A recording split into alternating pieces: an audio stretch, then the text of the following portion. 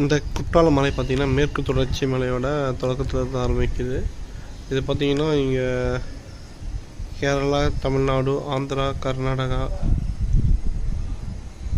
வரைக்கும் நீண்டுக்கிட்டே போகுது. இது இதில் பல்லாயிரக்கணக்கான விலங்குகள் வாழ்கிறது. பாம்பு இனங்கள், பறவை இனங்கள்,